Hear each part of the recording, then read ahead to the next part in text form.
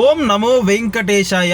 ఈరోజు 4/1/2025 శనివారం తిరుమలలో సాధారణంగా ఉన్న భక్తుల రద్దీ నిన్న అనగా 3/1/2025 నాడు స్వామివారిని దర్శించుకున్న భక్తుల సంఖ్య 56,550 మంది స్వామివారిని దర్శించుకున్నారు. అలానే స్వామివారికి తలనీలాలు సమర్పించుకున్న భక్తులు 28,853 మంది స్వామివారికి తలనీలాలు సమర్పించుకున్నారండి. అలానే నిన్న స్వామివారి హుండీ ఆదాయం చూసుకున్నట్లయితే 3,34,00,000గా స్వామివారి హుండీ ఆదాయం ఉందండి. టోకన్లు లేని సర్వదర్శనానికి వచ్చిన భక్తులకు క్యూ లైన్ లో వేచి ఉండకుండా నేరుగా దర్శనానికి పంపిస్తున్నారండి. అలానే టోకన్లు లేని సర్వదర్శనం భక్తులకు వీరికి దర్శనానికి పట్టు సమయము 8 గంటలుగా సమయం పడుతుందండి. అలానే ఎస్ఎస్డి టోకన్లు కలిగిన భక్తులకు సుమారు 3 నుంచి 4 గంటల సమయం దర్శనానికి పడుతుందండి. అలానే ఆన్లైన్ లో 300 రూపాయల టికెట్లు తీసుకున్న భక్తులకు సుమారుగా 2 నుంచి 3 గంటల సమయం పడుతుంది.